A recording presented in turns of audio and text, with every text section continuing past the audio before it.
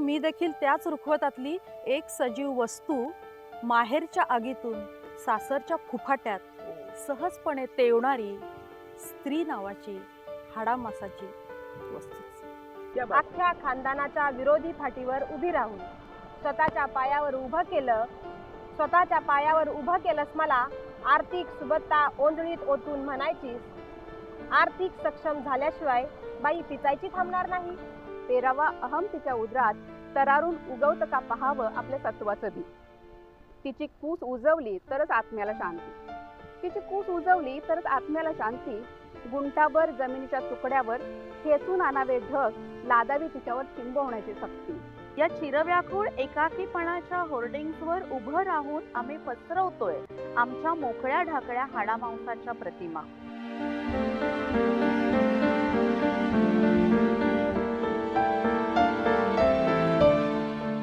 ती बोलते आणि कविता फुलते. नमस्कार, मी संजय आवटे. आवाज महाराष्ट्राचा विशेष कार्यक्रमात तुमचं स्वागत. आज पुन्हा नवी गाज, नवा आवाज. नवरात्राचा उत्सव सगळा छान सुरू आहे आणि त्या निमित्तानं नवदुर्गा, दुर्गाशक्ती, स्त्रीशक्ती वगैरे बरीच चर्चा सुरू आहे. या निमित्तानं का असेना पण स्त्रीशक्तीची चर्चा होते आहे, ही चांगली गोष्ट आहे. खरं म्हणजे ती म्हटलं की तिला किती मिती आहेत. अनेक रूपांमध्ये ती आपल्याला भेटते, सापडते आणि प्रत्येक वेळी नवी वाटते. तुम्ही कल्पना करा, जर ती नसतीच तर आपल्या आयुष्यामध्ये काय काय असलं असतं. एक मोठा पेच आहे आपल्यासमोर. तो पेच असा आहे की एकीकडे एकाच वेळी ती दिमाखामध्ये वावरते आहे, पुढं चाललेली आहे आणि असं वाटतं की आता अक्षरशः आकाश ठेंगणं आहे, म्हणजे स्काय इज लिमिट. या पद्धतीनं ती छान डौलात पुढं चाललेली आहे आणि त्याच वेळी तिच्या पावलांमधल्या, तिच्या पायांमधल्या बेड्यांची संख्यासुद्धा त्याच वेळी नवनवी रूपं धारण करून पुन्हा निर्माण होते आहे. म्हणजे एकीकडे ती पुढं चालली आहे आणि त्याच वेळी तिच्यासमोर असणारे पेच, तिच्यासमोरच्या अडचणी त्याही वाढलेल्या आहेत. ती चर्चेमध्ये येते अनेक निमित्तांनी. कधी तिने काहीतरी आकाश पादाक्रांत केलेलं असतं, तिने काहीतरी नवं जिंकलेलं असतं आणि आपण थक्क होतो. मग कधी एखादी साक्षी मलिक असते, कधी आणखी कोणी असतं आणि असं वाटतं की अरे खरंच ती फार छान काम करते, पुढं चालली आहे. आणि त्याचवेळी दुसरीकडं त्याच वेळी बातमी उमटते कुठल्या तरी निर्भयाची, कुठल्या तरी कोपर्डीची, कुठल्या तरी अत्याचाराची, कधी घरामध्ये, कधी बाहेर, कधी रस्त्यावर. आणि मग असं वाटतं की अरे ती आकाश जिंकते आहे पण तिला तिचं घर सुरक्षित नाही, तिचं जगणं एवढं असुरक्षित कसं. एकाच वेळी या दोन्ही गोष्टी आणि तरीही धीरोदात्तपणे ती चालत असते. मला खरंच असं वाटतं की अनेकदा जेव्हा मी महिलांकडे बघतो, त्यांच्या त्या चेहऱ्याकडे, त्यांच्या प्रफुल्लित हास्याकडं, ज्या पद्धतीनं मुली छान हसू शकतात, तेवढं छान हसणं पुरुषांना कधी शक्य नाही असं मला अनेकदा वाटतं. आणि मग असं वाटतं की एवढं सगळं जगणं आहे, जगण्यामधले एवढे ताण आहेत, एवढे तणाव आहेत, एवढे पेच आहेत, तरीही हे सगळं येतं कुठून, ही सगळी ऊर्जा येते कुठून. आज मला असं वाटलं की नवरात्रीच्या निमित्तानं ती नक्की काय विचार करते हे सांगणं फार कठीण आहे. पण मला कदाचित एक मार्ग सापडला. म्हणजे आमचा एक कविमित्र म्हणाला होता की कविता ही नार्को टेस्ट असते समाजाची. त्यामुळे जर ती नार्को टेस्ट असेल तर खरोखरच कविता म्हणजे एकूण त्या सगळ्या समाजामध्ये काय चाललं आहे, समाज मानस काय विचार करत आहे, याच्या अंगाने कदाचित ते फार महत्त्वाचं असू शकतं. आणि म्हणून मला असं वाटलं की आज तिच्याबद्दल बोलताना तिच्या कविता त्याबद्दलच बोलूया. गुलझारांच्या बद्दल जे म्हटलं जातं तसं मी मुद्दा म्हणतोय की ती बोलते आणि कविता फुलते. आता माझ्यासोबत आहेत आश्लेषा महाजन. मगाशी मी जो उल्लेख केला होता की काही कवयित्री माझ्यासोबत असणार आहेत, त्यापैकी आश्लेषा महाजन एक आहेत. आश्लेषा, तुमचं स्वागत. एवढं छान वातावरण आहे. हो ना. आणि मी जे मगाशी सांगत होतो की वातावरण खूप छान आहे, पण ते वातावरण कुरतडवून टाकणारे सुद्धा अनेक प्रसंग येतात, अनेक घटना येतात आणि त्यामुळे भयाचं जे सावट निर्माण होतं. म्हणजे एखादी घटना तर धोकादायक असतेच, पण त्यामुळे तिचं जे भावविश्व आहे ते जे भयग्रस्त होतं, त्याचं काय करायचं हा सगळ्यात मोठा प्रश्न असतो. एक मला सांगा की मुळामध्ये आता जगणं बदलतंय किंवा एका वेगळ्या स्तरावर बाई जगते आहे असं आपण म्हणतो. तुमची कविता त्या जगण्याकडे नक्की कसं बघते? तुम्ही म्हटलं तसं समाजामध्ये वेगवेगळ्या प्रकारच्या स्त्रिया आपण बघतो. म्हणजे एक उन्नतीवरती, शिखरावरती गेलेली एखादी स्त्री बघतो, त्याचबरोबर अगदी पिचलेली, समाजानं नाकारलेली, नकोशी असलेली अशी पण स्त्री बघतो. पण दोन्ही स्त्रियांमध्ये एक समान धागा असा असतो की त्यांना दोघींनाही वेगवेगळ्या प्रतीची दडपणं असतात. माझी एक कविता छोटीशी आहे. ती अशी आहे की म्हणजे अगदी बोलल्यासारखी कविता आहे की घरची लक्तरं घरीच धुवावीत आणि शक्यतो घरीच वाळवावीत. उंबरठ्याबाहेर मांडू नये त्याचं असभ्य प्रदर्शन, असं बुजुर्ग लोक नेहमी सांगतात. पण लक्तरं वाळायला घरात सूर्यप्रकाश नको का? क्या बात है, निदान छोटीशी फिरती तिरीप तरी. क्या बात है. अशी ही छोटीशी कविता माझी. हं, हं. तर ही तिरीप मिळणं फार महत्त्वाचं आहे, नाहीतर ती आतल्या आत कोमेजून जाते. एकतर ती कोमेजून जाते नाहीतर बंड करते. हं, हं, हं. अशा मधला समन्वय साधणारी पण अशी आहेच. अशी काही आणखी काही कविता? एक माझी रुखवत नावाची कविता आहे. बरं. आपण सगळे बघतोच, लग्नाला गेलं की एक हो. मोठा रुखवत मांडलेला असतो. तो माझ्या एका मैत्रिणीच्या लग्नातला तो रुखवत पाहिला आणि मला ही सुचलेली कविता. कशासाठी सय्य हे भरतकाम विणकाम, उशांच्या आभ्र्यांवरचा हृदयाला छेदणारा बदाम. ओ, क्या बात है. हं. कशासाठी सये ही फुलदाणी, टीसेट आणि नानाविध मुरंब्यांच्या बरण्या, रेशमात लपेटलेली आणि दागिन्यात मढलेली सई मला म्हणाली, ही तर माझ्या आखुडशिंगी बहुदुधीच्या प्रदर्शनातली एक छोटीशी झलक. ओ, ओ. त्या अन्नदात्या, आश्रयदात्या नरर्षभाला ठिकाणावर ठेवण्याचं एक छोटंसं साधन. बर बर. खरं तर मी देखील त्याच रुखवतातली एक सजीव वस्तू.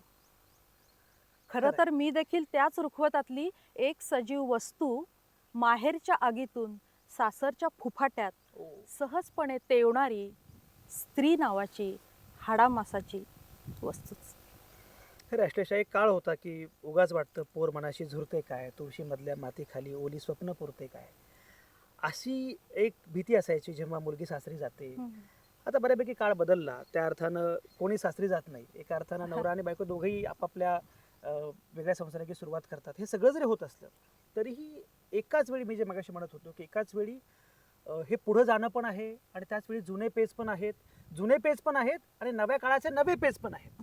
या दोन्ही पेचांसह काय कसं कसं बघते तुमची कविता? दोन्ही पेच खरोखरच आहेत. म्हणजे शिकलेल्या स्त्रीमध्ये सुद्धा कधी कधी इतकं अडाणी पण जाणवतं आणि एखादी अडाणी स्त्री सुद्धा विचारी अशी आपल्याला जाणवते. मी एक वहाण नावाची एक संहिता लिहिली आहे, बरं. ज्याच्यामध्ये अनवाणी चालणाऱ्या स्त्रीपासून तर आज कॅटवॉक करणारी स्त्री इथपर्यंतचा त्याच्यामध्ये प्रवास मांडलेला आहे. बरं. तर त्याच्यामध्ये मी अच्छा, असं वहाण म्हणजे चप्पल या प्रतीकातून हां, ते पुढे हां. जातं. वंडरफुल. म्हणजे एक काळ असा होता की कोणीच चप्पल घालत नव्हतं, म्हणजे स्त्री आणि पुरुष. बरोबर मुळात आपल्या भारतामध्ये चप्पल यायलाच जवळजवळ 20वं शतक उजाडलं. बरोबर म्हणजे सगळ्यांच्या पायात चप्पल यायला. बरोबर. तर एक काळ असा होता की चप्पल घालणं तर स्त्रीला नाकारलं होतं मध्ययुगामध्ये साधारणपणे. आणि फक्त राजघराण्यातल्या स्त्रिया चप्पल घालायच्या आणि सामान्य स्त्रीनी तिला कधी वाटलंही नाही की चप्पल घालून जावं, ती तशीच काट्याकुट्यात फिरत राहिली. तर त्या संदर्भात त्यातलं एक 4 ओळी मी म्हणून दाखवते. मध्ययुगाच्या खाईत कसे चालले हे जग, पुढे पुढे जाई काळ, मागे राख आणि धग. किती शृंखला पायात, किती बंधनांचे काच, मुक्त मोकळ्या श्वासांना रूढी रीतींचा हा जाच. मध्ययुगाच्या खाईत कसे चालले हे जग. असं त्यामध्ये अनेक अशा मध्ये मध्ये ओव्या आहेत. त्यातली ही एक ओवी मी तुम्हाला अच्छा, उदाहरणादाखल म्हणून दाखवली. बरोबर. मला एक सांगा की मुळात आता हे ठीक आहे, म्हणजे मध्ययुगातल्या काही रूढी असतील किंवा आता नवे पेच या सगळ्यांसह एकत्रितपणे तिची रूपं, असं मी सुरुवातीला म्हटलं, पण तिच्या मनातली त्याची रूपं पण खूप आहेत. तशा अनुषंगानं काही तुमची कविता बोलते किंवा काही, किंवा एकूणच तिचं जगणं सांगणारी अशी आणखी एखादी कविता आठवते? हा, एक कविता मी आणली आहे सोबत खास अच्छा. आजच्या कार्यक्रमासाठी म्हणून. वंडरफुल. तिचं शीर्षक आहे किती लवकर. वाचते मी. किती लवकर मोठ्या होतात या चिमुरड्या मुली. आई आजीच्या तालमीत सावरतात घरं नि सांभाळू लागतात चुली. अशा या घरेलू मुली किती लवकर वयात येतात भोळ्या भाबड्या पोरी. आवरून सावरून बसतात. धाकाच्या वटारलेल्या डोळ्यांवर हुकूम, हसण्या बोलण्याचीही त्यांना चोरी. बर. अशा या सालस पोरी किती लवकर लग्नाळू होतात. किती लवकर लग्नाळू होतात ह्या उत्कट मुग्ध चिमण्या. माहेरचा गोफ तोडताना, सासरचं घरटं विणताना, चिरेबंदी नात्यात फसून खोल, तळ्यात मळ्यात गोलम गोल, सर्वस्व देऊनही दोन्ही घरी पाहुण्या. अशा या वेड्या चिमण्या. पुढं असं आहे, किती लवकर आई होतात ह्या भरल्या संसारी मुली. किती लवकर आई होतात ह्या भरल्या संसारी मुली. रूढीरीतींचे गर्भ पोसत, रूढीरीतींचे गर्भ पोसत, संस्कृतीचे स्तन्य पाजत, मादीची होतात माता नि शृंखलांचीच गातात गाथा. उरी पोटी मिरवत राहतात परंपरांच्या झुली. अशा या भरल्या संसारी मुली. आणि शेवट असा आहे, किती थोड्या त्यातल्या माणूस होतात मग बाया. किती थोड्या त्यातल्या माणूस होतात मग बाया. पुसू पाहतात सटवाईच्या रेषा, दूर दूरचे पाहात मोकळ्या करतात दिशा. सावित्रीच्या लेखी या स्वतःसह इतरांच्याही उजळवतात ज्योती. सावित्रीच्या लेखी ह्या स्वतःसह इतरांच्याही उजळवतात ज्योती. स्वातंत्र्य समतेची मोजून किंमत मोठी. माणुसकीची पांघरतात केवढी आभाळ माया. अशा या माणूस झालेल्या मोजक्या बाया. अशा या माणूस झालेल्या मोजक्या बाया. फारच छान. तुम्ही मगाशी वाहनचा उल्लेख केला आणि मला तुम्ही सांगत होतात की वाहनचा प्रयोग आता नुकताच तुम्ही बारामतीमध्ये केला. नक्की काय वाहन, नक्की काय संहिता आहे, तुम्ही कसा प्रयोग करता तो? हां, म्हणजे त्याचे सूत्रधार आहेत विठ्ठल आणि रुक्मिणी. बर. त्यांच्या देवळामध्ये चपला चोरीला जातात बरं. भक्तांच्या, आणि मग ते देवाऱ्यातून बाहेर येतात. अच्छा. आणि विशेषतः म्हणजे विठ्ठल कुठे कुठे जात असतो, पण रुक्मिणीचे पाय दगडाचेच झालेले असतात. तिला सगळं नवीन असतं, कारण ती पहिल्यांदा त्या देवाऱ्यातून बाहेर आलेली असते. आणि मग विठ्ठल म्हणतो, चल मी तुला जग दाखवतो, असं म्हणून अच्छा. तो विठ्ठल तिला काय काय दाखवतो.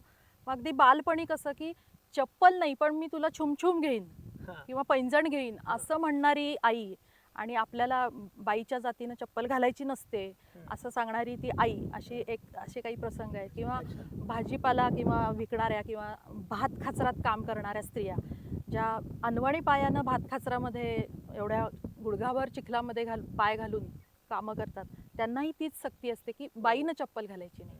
आणि आणखी एक समाज असा की सोवळं ओळं पाळणारा, की चांबडं कसं काय पायाला लावायचं, चांबडं पायात घातलं की आंघोळ करायची वगैरे वगैरे. अशा सगळ्या शृंखलांनी बाईला चप्पल घालायला परवानगी नव्हती. बरोबर. मग ती कशी हळूहळू सुधारत गेली. आणि मग तेच विठ्ठल आणि रुक्मिणी ज्योतिबा आणि सावित्रीबाईंच्या रूपात पुढचा प्रवेश सादर करतात, आणि मग पुढचं सगळं ते सांगतात. फारच छान.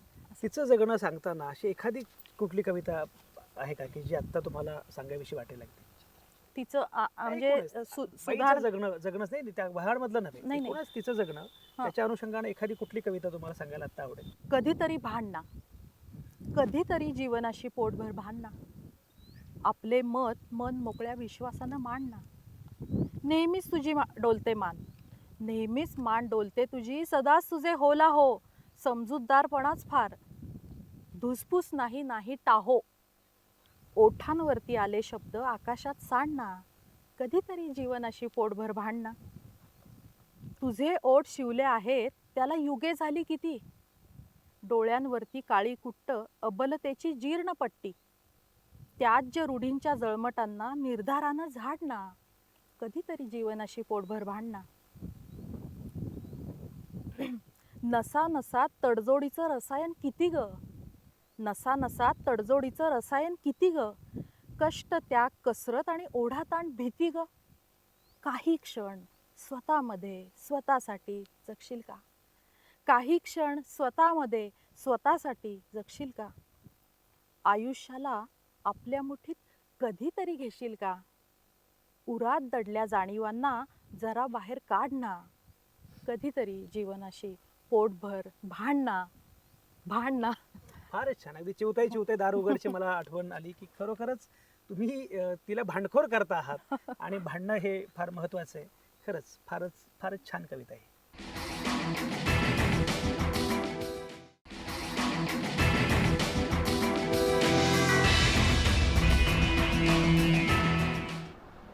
तुमचं पुन्हा एकदा स्वागत. एवढं रम्य वातावरण आहे, मागे छान पाणी वाहत आहे आणि झुळझुळणाऱ्या पाण्यासारखी कविता लिहिणारी बालिका माझ्यासोबत आहे. बालिका ज्ञानदेव. हे खरं म्हणजे ती बालिका बिटले, पण बालिका ज्ञानदेव या नावानेच ती आता सगळ्यांना माहिती आहे. तिचं काव्यलेखनातलं तेच नाव आहे. आणि मॅगझिनीतनं सुटते गोळी हा तिचा काव्यसंग्रह प्रसिद्ध झाला आणि त्याच्यानंतर महाराष्ट्राला लक्षात आलं की अरे ही फार वेगळी कविता आहे. ही कविता आपल्याला आत्तापर्यंत माहितीच नव्हती. एका ग्रामीण भागातून आलेली आणि सगळ्यात महत्त्वाचं म्हणजे पोलीस कॉन्स्टेबल म्हणून बालिका काम करते. त्यामुळे तो अनुभव, गावाकडचे सगळे अनुभव आणि या सगळ्या अनुभवातून तिची कविता ज्या प्रकारे पुढं आली त्यातून अनेकांना काही धक्के बसले. काहींच्या लक्षात आलं की अरे हे जगणं होतं, हे जगणं कधी साहित्यामध्ये आलंच नव्हतं. बालिका, तुझं स्वागत. आणि छान की आता आपण कवितांबद्दल बोलतो आहोत. प्रामुख्याने तिच्या कविता ती व्यक्त होते आहे. मग ती आश्लेषा महाजन असेल, ती बालिका असेल, ती योजना असेल, ती प्रज्ञादया पवार असेल, या सगळ्यात तिचं आपलं एक म्हणणं आहे, आपलं एक सांगणं आहे. मला एक सांग की जेव्हा तुझी कविता आली, कविता संग्रह आला, मॅगझिनीतून सुटते गोळी, तर हा गोळीबार जेव्हा झाला, तो गोळीबार केलास, त्यानंतर काय प्रतिक्रिया होत्या? काय लोक काय म्हणाले? म्हणजे खरं तर मला अजून पण वाटत नाही की मी कविता लिहिते. हां. कारण की हे जे जगणं किंवा जे काय आयुष्य आहे ना, तेच मी सुरू केलंय. म्हणजे तेच मी लिहित गेले. कारण कविता लिहिताना मला कधीच असं वाटत नव्हतं की ह्या कधी कविता होऊ शकतील किंवा काय. आणि या वाचल्यानंतर खरं लोकांनी म्हणजे जेव्हा सकाळमध्ये पहिल्यांदा 13 एप्रिलला कांबळे सरांनी लिहिलं आणि लोकांच्या प्रतिक्रिया मिळाल्या की खूप छान, किंवा काही लोक अक्षरशः म्हणजे रडले फोनवरती, त्यावेळी मला कळालं की अरे हे काहीतरी जरा वेगळं आहे. तुझं जे जगणं आहे तेच तुझं लिहिणं आहे. त्यामुळे जगण्यापासून काही तुझी कविता वेगळी करता येणार नाहीये. एक तू कविता करते असं तुला वाटत नाही आणि अनेकांनाही वाटणार नाही की बालिका कविता करते. पण ज्यांनी तुझी कविता वाचली आहे त्यांना माहिती आहे की ही कविता किती वेगळी आहे. तुझी एखादी आवडती कविता की जी तिचं जगणं मांडते, काही वेगळं सांगू पाहते, अशी एखादी कविता जरा सांग ना. हा, मी अशी कविता सांगते. म्हणजे मी एक ग्रामीण भागातून आलेली आहे आणि ती म्हणजे लहानपणापासून कष्ट करण्यात म्हणजे दिवस गेलेले. अगदी कोणाला माझ्याकडे आत्ता बघून असं वाटेल की मी काही काम करत नसेल किंवा काय नाही, पण काढणी, खुडणी, खुरपणं सगळं मला येतं आणि ते केलेलं आहे मी. इवन दुसऱ्याच्या रानांमध्ये राबून किंवा म्हणजे जे पैसे घेऊन दुसऱ्याच्या शेतांमध्ये राबलं जातं तसं पण केलेलं आहे मी. तर मग तशी एक मुलगी आहे, तिला आई तिची शिकण्यासाठी प्रेरणा म्हणजे सांगत असते प्रत्येक वेळी. आणि त्याच्यानंतरची म्हणजे त्या अवस्थेतली एक कविता मी सादर करते. मी कविता संग्रह घेऊन आले, त्याच्यातलीच बघून मी कविता सादर करणार आहे. कशाला दिलास हा दिवा माझ्या हाती, असं कवितेचं शीर्षक आहे. खुरप, खोरं, माती आणि पाटी पदराला चिटकू नये म्हणून शिकवलंस मला तू. कॉलेजात गेल्यावर केसांचा आकडा पाहून खुरप्याच्या मुठीनं कांद्याच्या सरीतच झोड झोडलंस मला तू. शिक्षणाची कवाडं खुली केलीस माझ्यासाठी, अख्ख्या खानदानाच्या विरोधी फाटीवर उभी राहून. स्वतःच्या पायावर उभं केलंस मला. आर्थिक सुबत्ता ओंजळीत ओतून म्हणायचीस, आर्थिक सक्षम झाल्याशिवाय बाई पिचायची थांबणार नाही. नाकासमोर चालण्याची शिकवण दिलीस आणि मीही स्वतःला भ्रष्ट होऊ दिलं नाही कधी कुठं. पण आई, चारित्र्याच्या साचेबद्ध चौकटीतच निहाळलं जातं ग कर्तृत्ववान बाईला. मन चरफडून उठतं ग. मग सांग, कशाला दिलास हा दिवा माझ्या हाती, कशाला दिलास हा दिवा माझ्या हाती. क्या बात, फारच छान आहे. खरं म्हणजे अगदी दुसऱ्याच्या शेतामध्ये कुरपण करणारी, एका अर्थानं शेतमजूर असणारी अशी एक मुलगी, आणि जेव्हा तिच्या शेतामध्ये कवितेचं पीक येतं तेव्हा ते पीक किती छान असतं हे सगळं आपण बघतोय. आणि त्याच्यासाठी मुळात जगण्याची किंमत खरं म्हणजे चुकवावी लागते. ते काही आपोआप येत नाही. हे बालिका ज्ञानदेव ज्या प्रकारची कविता लिहिते त्या प्रकारची कविता ठरवूनही कोणाला लिहिता येणार नाही, कारण शेवटी ते जगण्यातनं उमललेली अशी कविता आहे. बालिका, मला एक सांग की हे सगळं जरी असलं, जगण्यामध्ये ह्या सगळ्या बाकी समस्या असल्या, बाकी गोष्टी असल्या, तरीसुद्धा आपल्याला काहीतरी वेगळं करायचं आहे असं वाटतं आणि एखादी मुलगी पुढं जाते. अशा संदर्भातली किंवा अशा आशयाची की तू कशामुळे त्या सगळ्या खुरपणाऱ्या कामातून बाहेर पडलीस, पोलीस झालीस, आता तू पुन्हा वेगळी MPSC देते आहेस, बाकीचे सगळं करतेस, कविता लिहितेस, हे सगळं बळ, हे सगळं येतं कुठून? म्हणजे खरं तर याचं सगळ्यात मोठं श्रेय जेवढ्या माणसाला त्याच्या आयुष्यामध्ये संकट येतील ना तेवढा तो कणखर होत जातो. आणि संकट खरं तर असायलाच पाहिजे ते आयुष्यात, कारण त्याच्यामुळे एक जगण्याला एक ऊर्जा पण मिळते. आणि जेवढी जास्त संकट येतील तेवढी त्याची जास्त म्हणजे ते एक पहाड असतो किंवा ते असं तोडण्याचं सामर्थ्य ते त्यातली त्यातच येतं. ज्योतिराव तात्या, ज्या पुण्याची ओळख तुझ्यापासून झाली आणि बाईला माणसात बसवायला तूच सुरुवात केली, त्या बुधवार पेठेतून पेट्रोलिंग करताना आज मन फार भरून येते रे. ज्या बुधवार पेठेत पोत्यात भरून आणायचे बाईला शिक्षणासाठी, तिथं धंद्यासाठी उरळताना बायांच्या गाड्या पाहून चेचून घ्यावेसे वाटतात डोळे. फुलेवाडा, घोरपडेपेठ पोलीस चौकी, हिराबाग गणपती, दगडूशेठ गणपती, कसबा पेठ, शनिवारवाडा ते थेट तुझ्या नावाच्या मंडई बिल्डिंगपर्यंत, त्या साऱ्या जणी काही मर्जीनं तर काही मर्जी विरुद्ध, अंगावर सिगारेटचे चटके सोसून, कोण्या सलमा बिलमा आंटीचे फटके खाऊन उभ्या असणाऱ्या तुमच्या लेकींकडे बघताना कदाचित अर्धलुळं अंग घेऊनही पेटून उठला असतास तू. आणि आम्ही व्यवस्थेच्या भाड्याचे बैल, गुमान निघून जातो मानाखाली घालून, गुमान निघून जातो मानाखाली घालून. बालिका, पोलीस कॉन्स्टेबल म्हणून नोकरी करताना अनेकदा तुझ्या समोर अशा अनेक महिला येत असतील ज्या शोषित आहेत, दुःखी आहेत, नाडल्या गेल्या, फसवल्या गेल्या. अशा मुली किंवा अशा महिला तुझ्या कवितेमध्ये येतात का? हो, येतातच. कारण की हे अनुभव जास्त करून जास्त येतात. आणि खरं तर म्हणजे माझं पोलीसमध्ये येण्याचं हेच ध्येय होतं की प्रत्येक स्तरामधला माणूस मला जवळून बघता येईल. एखादी कविता आहे अशी? हा, एक चिंचवडमधली घटना आहे. म्हणजे छोट्या मुलीच्या संदर्भात तिच्या बापानंच शोषण केलेलं आहे, त्याच्यावरती एक कविता. खरं तर ती कविता लिहून पण मी अजून मोकळी झालेली नाहीये. ती तशी कविता मी सांगते.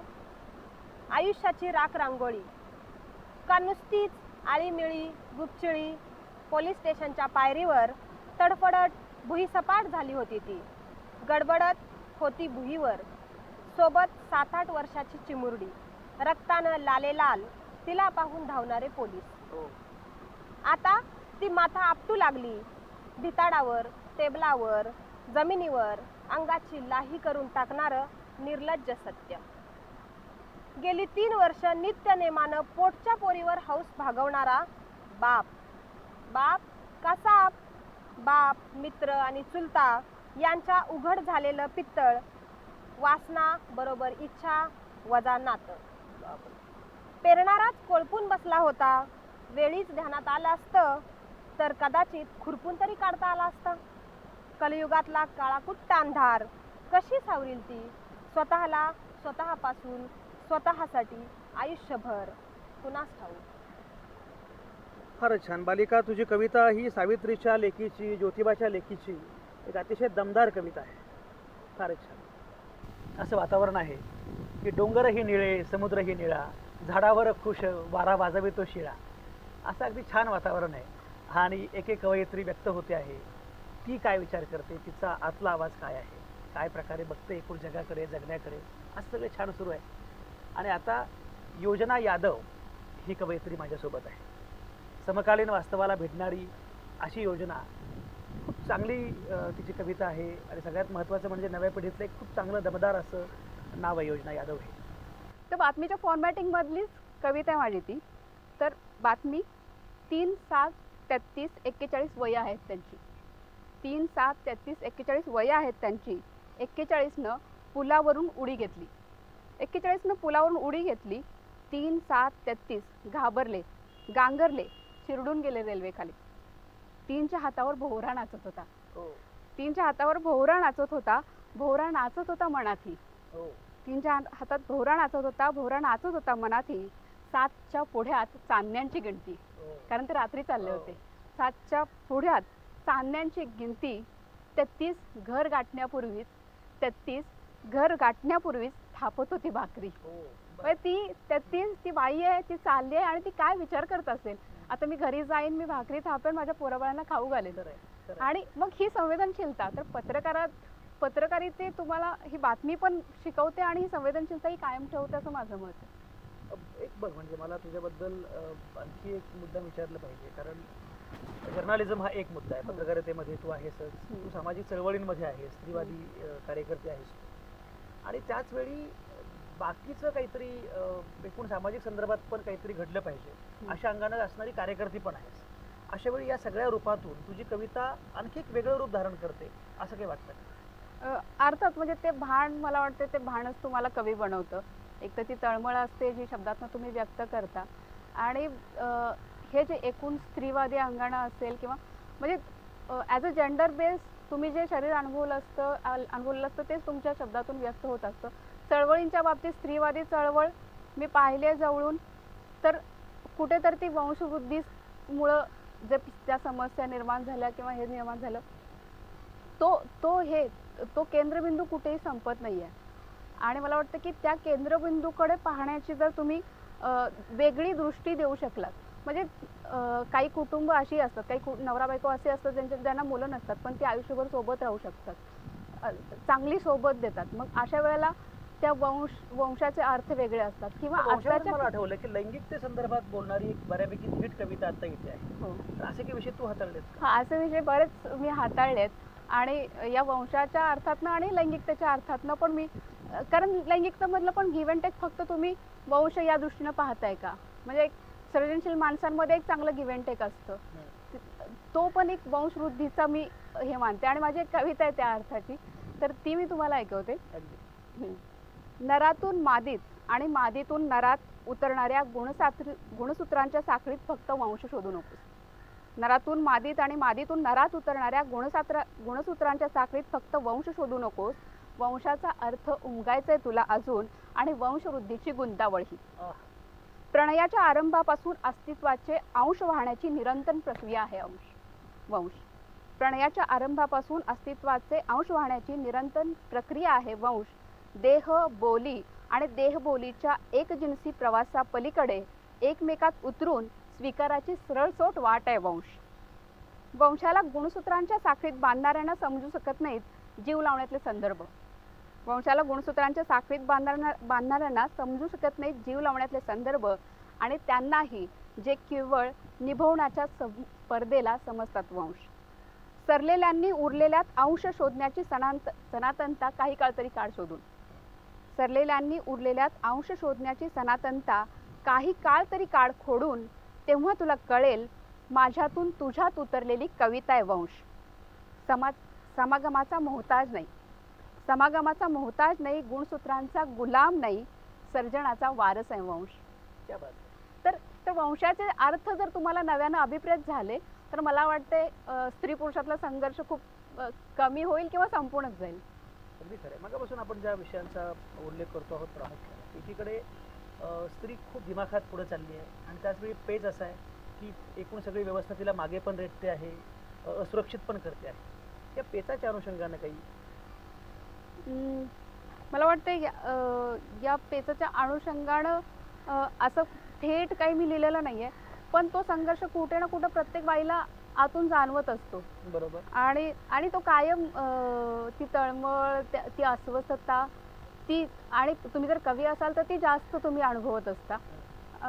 त्यामुळं थेट मी असं काही लिहिलेलं नाही आहे, पण एकूण बाईच्या बाबतीतलं जे पजेशन किंवा मालकीची भावना या दृष्टीनं जे पाहिलं जातं, हां, तर आवडणारी कुठली कविता? हो, अगदी. मी त्यातली एक माझी कविता फेसबुकवर खूप गाजली होती, आणि ती शेवटपर्यंत ऐका म्हणजे तुमच्या लक्षात येईल की मला काय म्हणायचंय.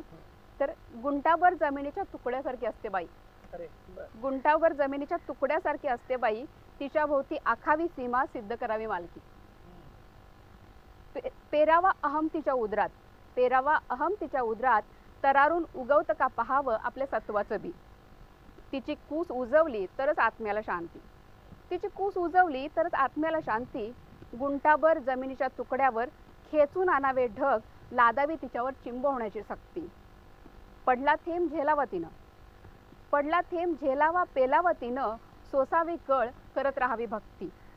गुंटाभर जमिनीच्या तुकड्यासारखी असते बाई भाबड्या पुरुषासाठी, ज्याला उमजत नाही सालोसाल एकच बी पेरलं तर नापीक होते जमीन. त्यामुळे मला वाटतं की मी निव्वळ स्त्रीवादी जाणीवेतनं नाही लिहित आहे, तर एकूण पुरुषांनी पण या सगळ्या संबंधांकडे कशा पद्धतीनं पाहायला हवं, ती व्यापकता कुठेतरी मला व्यक्त करायची असं वाटतं मला. अगदी अगदी फारच महत्त्वाचं आहे की तुमची कविता जी बोलते ती जरी स्त्रीचा आवाज असला तरी खरं म्हणजे तो पुरुषाने ऐकल्याशिवाय आणि त्या सुरात सूर मिसळल्याशिवाय ती अगदी. कविता पूर्ण होऊ शकत नाही. अगदी त्यामुळे या अंगाने ही कविता फारच महत्त्वाची आहे. अगदी. आणि म्हणजे आपल्याकडे ही उदाहरणं खूप उशिरा आली आहेत. म्हणजे सिमॉन देनं 50 वर्षापूर्वी जे लिहिलं ते आत्ता आपल्याला अजून लागू होते. आणि सिमॉन देकडे मी जेव्हा पाहते तेव्हा मला वाटतं की तिच्या आयुष्यात असा एक पुरुष होता ज्यामुळं सिमॉन दे होऊ शकली. म्हणजे सिमॉन दे बसली होती आणि तिला काहीतरी लिहायचं होतं, तर सार्त्रेने सांगितलं की तू तुझ्याविषयी का नाही लिहित, आणि त्यातनं एक अशा पद्धतीचं स्त्रीवादी चळवळीचं बायबल उभं राहिलं.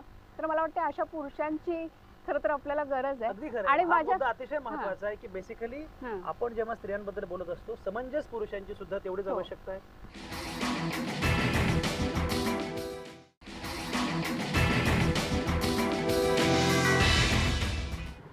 तिची कविता या निमित्तानं आपण बोलतो आहोत कवयित्रींशी, आणि तिचा आवाज जो आहे जो कवितेमध्ये येतो, ध्वनित होतो, नक्की काय सांगायचं आहे तिला.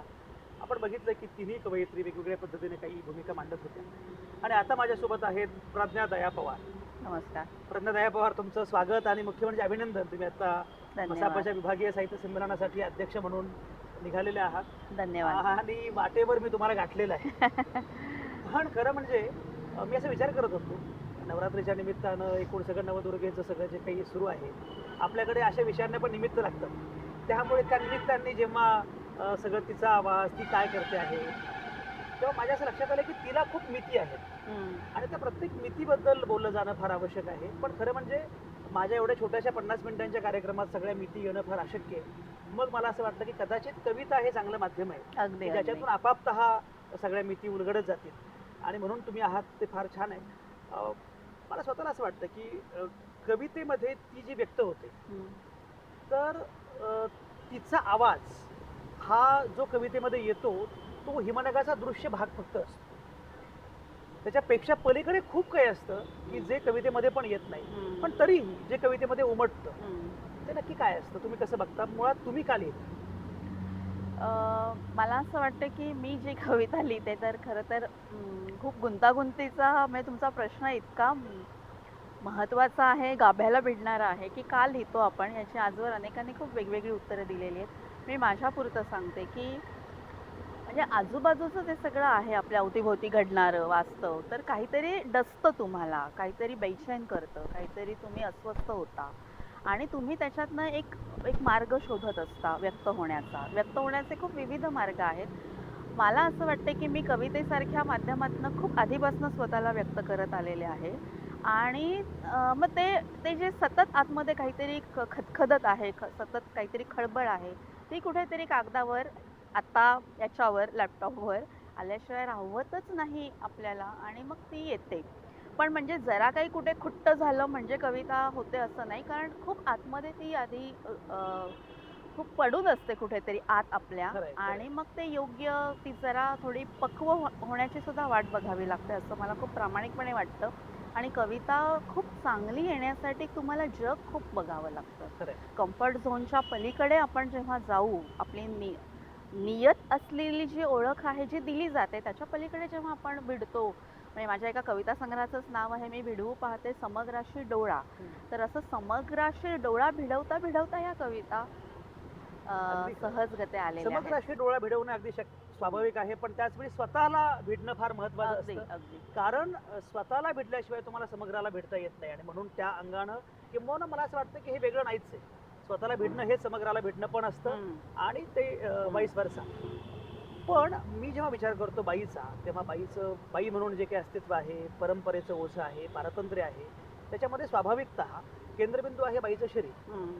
त्यामुळे साधारणपणे बाईच्या कवितेचा पण केंद्रबिंदू अनेकदा शरीर, लैंगिकता हे होतं आणि झालं पाहिजे असं मला वाटतं. लैंगिकतेविषयी धीटपणे बोलणारी एक कविता अलीकडच्या कालावधीमध्ये खूप चांगल्या पद्धतीने येते आहे. आणि लोकांना अनेकदा असंही वाटतं की जरा हे जास्तच म्हणजे धीटपणे म्हणून प्रत्येक वेळी लैंगिकतेबद्दलच तुम्ही बोलणार का, पण ती केंद्रस्थानीच आहे या सगळ्या व्यवस्थेच्या, त्यामुळे त्याबद्दल बोलणं आवश्यक आहे. तुमच्या कवितेमध्ये तुमची कविता असं काही बोलते का? माझ्या कवितेमध्ये तर अगदी अंतस्थ या पहिल्या कविता संग्रहापासून ते आत्ताच्या दृश्याचा ढोबळ समुद्र म्हणजे 5 कविता संग्रह आहे.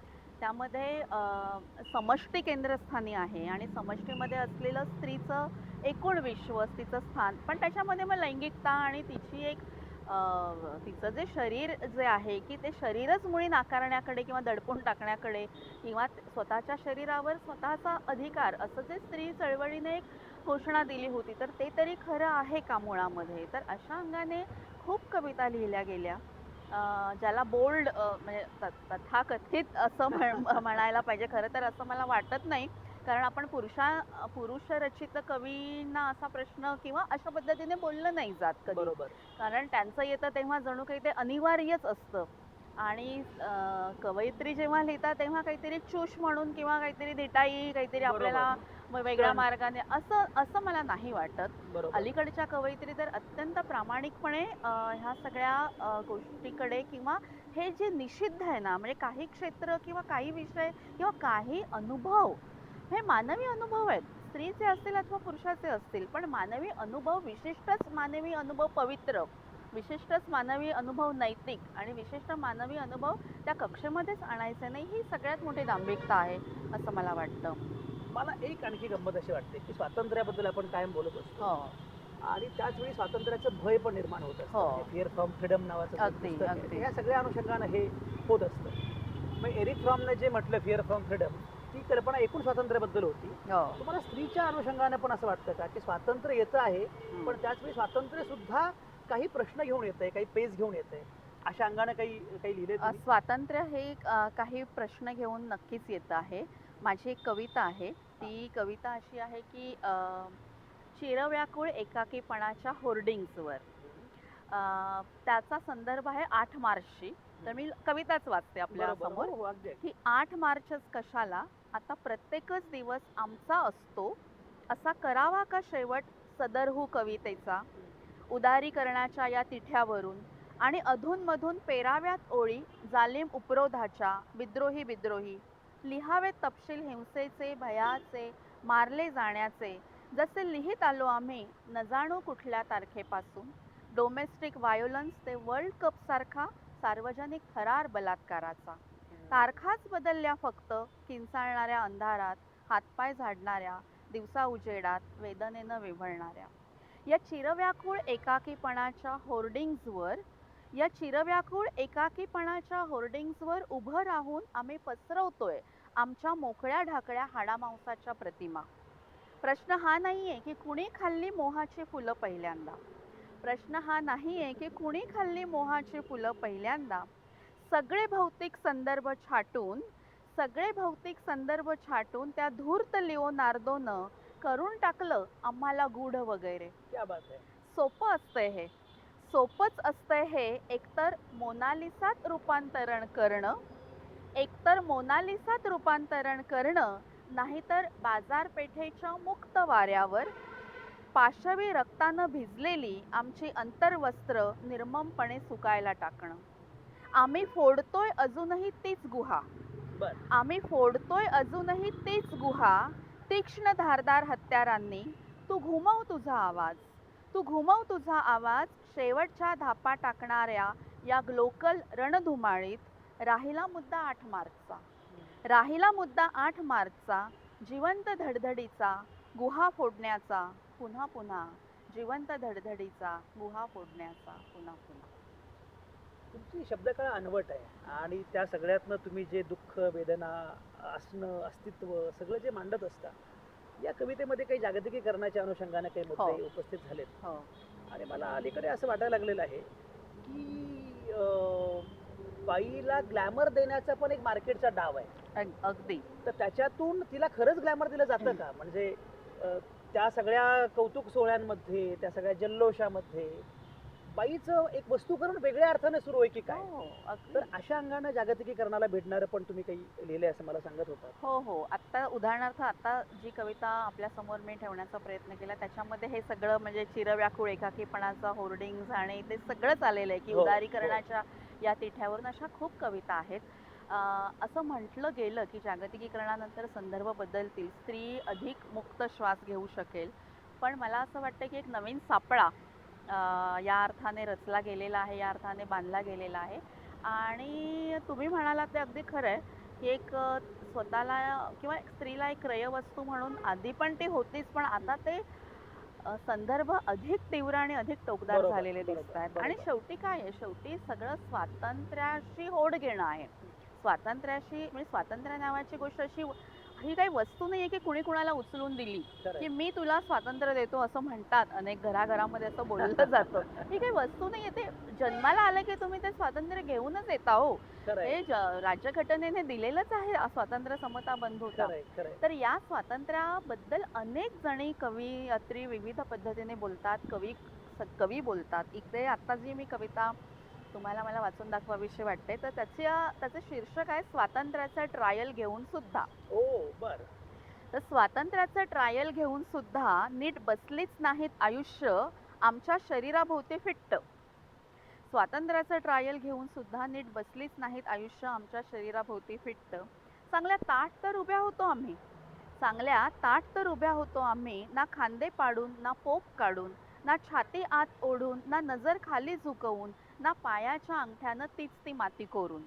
मग का नाही घेतली नीट मापं आमची, मग का नाही घेतली नीट मापं आमची. पोरी विचारतायत जाब आयांना बापांना अख्ख्या घरादाराला. आई बाप अख्खं घरदार चिडीत चुप्प. पोरी ऐकतच नाहीत, भांडत राहतात तावा तावानं. त्याचं काय आहे पोरींनो, त्याचं काय आहे पोरींनो. मग आया सांगतात एखादं रहस्य सांगितल्यासारखं कानात कुजबुजत. आया सांगतात एखादं रहस्य सांगितल्यासारखं कानात कुजबुजत. एखाद्या पोपटात असतो ना राजाचा अथवा राक्षसाचा पंचप्राण, तसे तुमचेही आहेत सुरक्षित शिवलेले संस्कृतीच्या दाभणाने. मापं कसली देताय पोरींनो, मापं कसली देताय पोरींनो. उसवा उसवीचा गोंधळ मांडल्याशिवाय तुम्हाला दिसायचा नाही पोत कपड्यांचा, शरीराचा नि अवघ्या अस्तित्वाचा. सांगतात आया आणि झोपून जातात बिनघोर. पोरींच्या जीवाला घोर लावून जीव घेणा स्वातंत्र्याचा. पोरींच्या जीवाला घोर लावून जीव घेणा स्वातंत्र्याचा. क्या बात क्या बात आहे. ही जी कविता आहे ती कविता खरंच म्हणजे कविता हा शेवटी स्वतःला शोधण्याचा खोदण्याचा असा प्रयत्न असतो. आणि परवाच पिंक नावाचा सिनेमा आला होता, हो, त्यामधली ती कविता मला फार आवडली की तू खुद की खोज में निकल, तू किस लिए हताश है, चल तेरे वजूद की समय को भी तलाश है. तलाश आहे. खरंच या पद्धतीनं ही शोधयात्रा असते, स्वतःला शोधणं, स्वतःला खोदणं. पण मला एक असं वाटतं की या सगळ्या वातावरणात सुद्धा तुमच्या कवितेमध्ये ती आशा पण एक ठळक होते, म्हणजे ती निराशेच्या वळणावर जात नाही. अगदी. तर ती आशा ठळक करण्यासारखं काय आहे नक्की? मला असं वाटतं की म्हणजे खूप खूप अंधार आहे, खूप विघटन आहे, कमालीचा हिंस्त्रपणा आहे, पण तरीसुद्धा जग चांगलं होऊ शकेल, जग समजून घेतलं पाहिजे आणि जग चांगलं होऊ शकेल. हा एक जो तेवणारी एक छोटीशी असेल ज्योत म्हणा आशा, पण तो टिकवला पाहिजे असं मला वाटतं. म्हणजे आपण स्वप्न नाही तर बघू शकणार नाही, आणि सपना खतरनाक होता है हमारे सपनों का मर जाना असं पाश म्हटलेलं आहे. आणि त्याच्यामुळे मला असं वाटतं की हे टिकवणं आणि त्याच्यासाठी आपल्याला प्रयत्न केला पाहिजे, त्याच्यासाठी सतत आपण कार्यप्रवण असलं पाहिजे. कविता लिहिणं हा त्याचा एक हे असू शकतो, पण जर गरज पडली तर मला वाटतं रस्त्यावरच्या सुद्धा लढाया छेडण्याची खूप गरज आहे आजच्या काळाच्या एक शेवटचा फक्त पार्श्वभूमीवर. प्रश्न मी तुम्हाला विचारतो त्याबद्दलच की एकीकडे आयव्हरी टॉवर मधली कविता हो, आणि कार्यकर्त्यांची कविता, हो. अनेकदा असं होतं की कार्यकर्त्यांची कविता प्रचारकी होते, अगदी अगदी. आयव्हरी टॉवर मधली कविता कनेक्टेड नसतेच. हो, तर मग काय कविता कशाला म्हणायचं, काय करायचं शेवटी? नाही कसं आहे की आपल्याकडे तर आपला सगळा मागचा 60 काळ पण याला साक्षी आहे की ज्या वेळेस चळवळ आणि साहित्य एकमेकांच्या हातात हात घालून वाटचाल करत होतं तेव्हा त्याला नक्कीच एक अतिशय धार होते, एक टोकदारपणा होता. आता सगळ्याच चळवळी गोठवून गेल्यात, गिळंकृत केल्यात किंवा संपलेल्या आहेत, आणि त्याच्यामुळे आता म्हणजे लेखकच मृत्यू झालेला आहे लेखकाचा, किंवा आता संहितेपलीकडे काही नाहीच. मला असं वाटतं की हे खूप धोकादायक आहे. आणि म्हणून आयव्हरी टॉवरमध्ये लिहिणारे तेव्हाही होते, आजही आहेत, पण आपल्याला त्यांच्याशी काही त्या अर्थाने देणं घेणं नाही. कविता किंवा साहित्य नावाचा प्रकार हा जोपर्यंत आपण समष्टीशी जोडून घेत नाही आणि स्वांतसुखायच्या पलीकडे आपण जात नाही, तोपर्यंत मला वाटतं हे प्रश्न पुन्हा पुन्हा उपस्थित होतील. तुमच्या एखाद्या आवडत्या कवितेने आपण माझ्या समारोप करूया. आवडत्या कवितेने समारोप जर करायचा झाला तर मी एक कविता नक्की आपल्या पुढे ठेवू इच्छिते. मी नाही निवडलं हे जग, नाही निवडलं हे शरीर, नाही निवडला मी चेहरा माझा हत्याकांडात छिन्न विच्छिन्न झालेला. कधी केली मी निवड माझ्या भाषेची निर्ममपणे नष्ट करून टाकलेल्या. एक संपूर्ण वाक्य ज्याच्या आत राहत होते माझे कितीतरी उच्चार ओठांआड लपवून ठेवलेले उत्कट. कधी निवडले मी इच्छेविरुद्ध लादलेले संभोग, न थारोळे गर्भपाताचं मनाला दुखवून जाणारे चिरस्थायी. हा रस्ता बुळूबुळू रक्त सांडणारा अव्याहत कधी निवडला मी. हे शरीर आहे हजारो तुकड्या तुकड्यांनी शिवलेलं, ज्याच्यावर आहेत असंख्य घाव, वर्तमानाला उधळून स्वप्नांचा धुम्मस कापूस पिंजणारे. मी नाही निवडलं हे जग, नाही निवडलं हे शरीर, तरी मला ते करायचंय जगायला लायक, तरी मला ते करायचंय जगायला लायक. सुंदर आणि नम्र वा. ज्याच्यावर असतील मानुषतेच्या सर्व खुणा, ज्या मिरवेन मी छातीवर मंगळसूत्राऐवजी, ज्या मिरवेन मी छातीवर मंगळसूत्राऐवजी. फारच छान, फारच छान. अप्रतिम. आणि मगाशी ज्या कवितेबद्दल आपण बोलत होतो, फोटो. हो. कुणीतरी विचारलं मुलाखत घेताना पहिल्याच प्रश्नात, कुठं बसून लिहिता तुम्ही, कुठे स्टडी, तुमची टेबल खुर्ची मला बघायची आहे, जमलंच तर तुमचा एखादा फोटोही. अच्छा. हो नक्कीच. काय काय बघायचं आहे नेमकं? बघा ही पृथ्वीची विस्तीर्ण पाठ, तिच्यावरच बसते मी अशी मान ठोकून, आहा. मी घेते लपेटून स्वच्या सळसळत्या संवेदनेत वा वा. अवघी समष्टी. क्या बात आहे. मी असते कधी मुंगी उडाली आकाशी, तिने गिळले सूर्यासी लेणारी मुक्ता सणकांडी. कधी थेरी गाथा लिहून ज्ञानाची असीम अनुभूती साक्षात करणारी थेरी. माझा बाज नाहीये निव्वळ शब्दजीवी, अनुभवाने गच्च भरलेल्या जगण्यात मी मैलोन मैल चटचट चालणारी, मी अंगावरचे सगळे कपडे फेकून भर रस्त्यात नागव्याने मोर्चा काढणारी. वा. इरोम शर्मिलाचा हो. संदर्भ आहे. सोयरा आणि जना, हिडिंबा आणि त्राटिका, शूर्पणखा आणि इरोम शर्मिला, अमीट आहेत चेहरे माझे दगडासारखे ठाशीव, नि लढिवाळपणाहूनही असंख्य आहेत माझे विभ्रम. तुम्हाला नेमके कोणते हवे आहेत तुमच्या फोटोसाठी? क्या बात आहे. ह्याच ओळींसह मला या कार्यक्रमाचा समारोप करू द्या. मी सुरुवात अशी केली होती की तिला नक्की काय करायचं आहे, तिची नक्की ओळख काय आहे.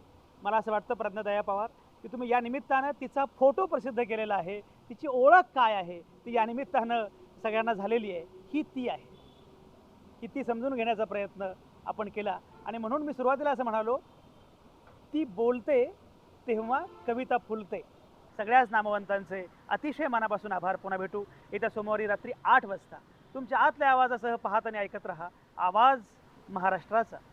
खरं तर मी देखील त्याच रुखवतातली एक सजीव वस्तू, माहेरच्या आगीतून सासरच्या फुफाट्यात सहजपणे तेवणारी स्त्री नावाची हाडामासाची वस्तूच. क्या बात. अख्ख्या खानदानाच्या विरोधी फाटीवर उभी राहून स्वतःच्या पायावर उभं केलंस मला. आर्थिक सुबत्ता ओंजळीत ओतून म्हणायचीस, आर्थिक सक्षम झाल्याशिवाय बाई पिचायची थांबणार नाही. पेरावा अहम तिच्या उदरात, तरारून उगवतं का पहावं आपल्या सत्वाचं बी. तिची कूस उजवली तरच आत्म्याला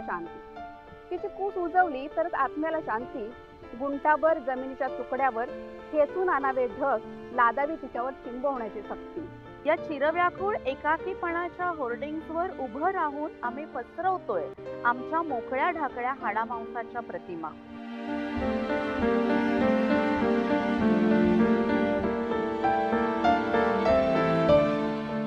ती बोलते आणि कविता फुलते.